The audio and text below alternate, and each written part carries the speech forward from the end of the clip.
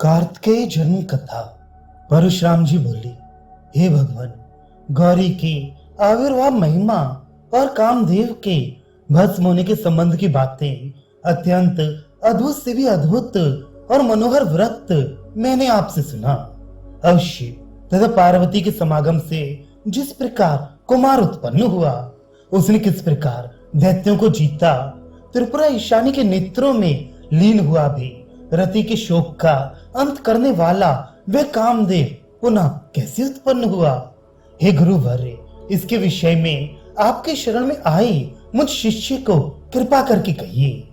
आपके मुख रूपी चंद्र से झरने वाले अमृत रूपी जनगढ़ के तापत्रय के समूह को हरने वाले भगवती श्री माता के शुभ कथाख्यान रूपी रसायन को पीता हुआ संसार में एकमात्र स्थावर के समान मूढ़ व्यक्ति को छोड़ कौन तृप्त नहीं होगा।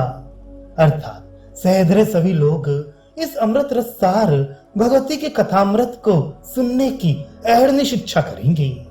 आपसे प्रार्थना कर सादर नत हुए याचना करने वाले मुझे इस प्राचीन समय में घटित घटना को समझाइए। इस प्रकार जमदग्नि के पुत्र परशुराम द्वारा पूछने पर गुरुदेव अत्रि के पुत्र श्री दत्तात्रेय ने, हे राम सुन, उसे संबोधन कर कहना आरंभ किया।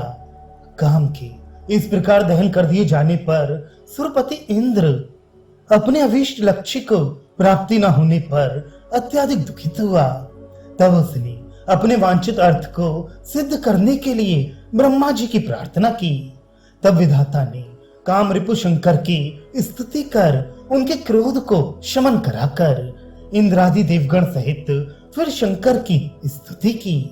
अपनी सुप्रसिद्ध चरित्रों द्वारा देव त्रिलोचन शंकर उस गुह गण से स्तुति किए जाने पर संतुष्ट हो देवेंद्र आदि ब्रह्मा जी प्रमुख देवगण को बोले, हे विधाता आदि प्रमुख देवता वृंद, जो मेरे से अपना अभीष्ट चाहते हो उसे शीघ्र कहो, मैं वह तुम्हें दूंगा, इसमें संदेह नहीं करना।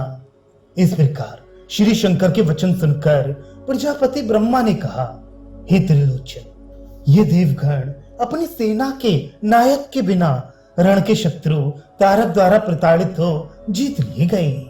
इसलिए आप पार्वती भगवती से संगमन करें, जिससे आपको पुत्र की प्राप्ति होगी।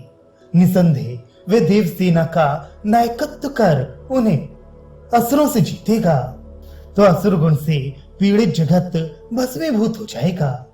ब्रह्मा आदि प्रमुख देवगण की प्रार्थना को सुनकर चंद्रशेखर ने उस सब व्रत को भाग्य से नियत होने से पूर्ण होते देख स्वीकृति दे दी। अनंतर शिव ने पर्वतराज की पुत्री पार्वती के साथ सहवास किया। इस प्रकार पार्वती से रमण करते हुए शंकर के 1000 वर्ष व्यतीत हो गए। अनंतर ब्रह्मा ने अपने सम्मुख उपस्थित इंद्र आदि देवगण से कहा, हे देवगण, आप मेरा कथन सुनो। श्री शिव पार्वती के साथ रमण कर रहे हैं। उन्होंने आज भी 1000 वर्ष से अपना वीरपात नहीं किया है। जो तपस्या से दीर्घ समय से संग्रह किया है, इसे जान लो। यदि अपने समुचे सत्य को छोड़ दें, तब पृथ्वी पर संपूर्ण चराचर को भस्म करें, क्योंकि वह तेज असाधारण रूप से महान है। आओ, इस कारण विशेष से भी हम लोग शंकर के निकट चलते हैं। इस प्रकार श्री ब्रह्मा इंद्र प्रभृति देवगण के सहित शिव के यहाँ गए। वहां जाकर देवों के सहित पितामह ने उन शंकर देव की आराधना की। हे महादेव, आप दीर्घ काल से चल रही रमण क्रिया से विराम लें। आपके अपने संपूर्ण वीर से संभूत तत्व को कौन धारण करने में समर्थ है? इन सब लोगों की रक्षा करें, नहीं तो ये सब नष्ट हो जाएंगे। इस प्रकार प्रार्थना किए जाने पर महादेव उस अति रमण प्रसंग से विरत हो गए। इसके अनंतर जो तेज क्षुब्ध हुआ, वह अपने स्थान से स्खलित हो निकलकर पृथ्वी में गिरा। तब रस के पर्वत के समान उसे भूमि धारण नहीं कर पाई। उसके तेज से जलती हुई वह ब्रह्मा के पास गई। वह बोली, हे ब्रह्मन, मैं महादेव के दिव्य तेजो राशि के एकत्रीभूत तत्व को धारण करने में समर्थ हूँ। इससे जलती हुई आप मुझ शरणागत की रक्षा कीजिए। पृथ्वी के वचन सुनकर अपने सम्मुख उपस्थित अग्नि से श्री ब्रह्मा बोले, हे अग्नि, पृथ्वी पर स्थित इस शिव के तेज को धारण करो। यह परिपक्व होने से कुमार का जन्म होगा। जब तक ऐसा न बने तब तक यह रक्षा करने योग्य है। यह मेरी युक्ति है। ब्रह्मा की वाणी सुनकर धनंजय अग्नि ने अपनी इच्छा कही, हे भगवान, यदि वह मेरा पुत्र बने तो मैं इसे धारण करता हूँ, नहीं तो केवल क्लेश ताप का भागी हो मैं व्यर्थ क्यों बनूं? तो कहिए ये कैसे संभव है? अग्नि का अभिप्राय सुनकर श्री ब्रह्मा बोले, हे अग्नि, तेरी जो इच्छा है उसी प्रकार होगा। तब अग्नि ने पृथ्वी पर टिके हर के वीर्य को धारणार्थ ले लिया। तेज से असह्य होने पर भी उसे उसने धारण कर लिया। अग्नि जब सर्वथा ही उसे धारण न कर सका तब ब्रह्मा के पास जाकर लज्जित होकर बोला, हे ब्रह्मन, मैं इस शिव के ओज को धारण नहीं कर सकता, इसलिए जलते हुए मुझे बचाइए। इसे मैं कहां छोड़ूं? ब्रह्मा ने विचार कर अग्नि से कहा, ये त्रिपदका गंगा नदी है, इसमें इसे छोड़ दो। वे इस भगवान शंकर के महावीर को वहन कर लेगी। श्री ब्रह्मा की वाणी सुनकर गंगा ने हाथ जोड़ उससे कहा, जब मुझे कोई फल नहीं मिले तो कभी भी मैं दूसरे के बल को क्यों धारण करूं? वह तत्काल ही मेरा पुत्र हो जाए तो मैं धारण करती हूँ, अन्यथा तो कभी नहीं। विधाता ने कहा, ऐसा ही हो। जब अग्नि से छोड़े गर्भ के तेज को गंगा ने धारा तब गंगा बहुत अल्प समय में ही उस तेज से जलती हुई अत्यधिक क्रश हो गई। जल सूखने लगा। तब वह वाष्प, भाप और धूल से परिपूर्ण हो गई। तेज ने फिर जल के सब जंतु गण का नाश कर दिया। विधाता के पास लज्जा से सिर को झुका गंगा ने कहा, हे ब्रह्मन, इसको मैं कथम कथमापि धारण करना नहीं चाहती। मेरा ये सब जल उबलकर सूखने लगा है। अब अत्यंत क्रश बल वाली सूखी धारा बन गई हूँ। तब जल में रहने वाले प्राणियों का समूह, नदियां और सागर भी इसके साथ मेरा संग नहीं चाहते और मैं जल रहित बनती जाती हूँ। इसलिए हे विधाता, मुझे बताएं, मुझे क्या करना है? मेरे ऊपर कृपा करें। गंगा का कथन सुनकर श्री ब्रह्मा ने एक क्षण सोच विचार कर गंगा से कहा, हे त्रिपदगे भागीरथी, मेरा कथन सुन। कैलाश पर्वत के नीचे के भाग में जो शरवण है, शर नामक घासों का वन है, वहां शंकर के दिव्य तेज को तुम छोड़ सकती हो।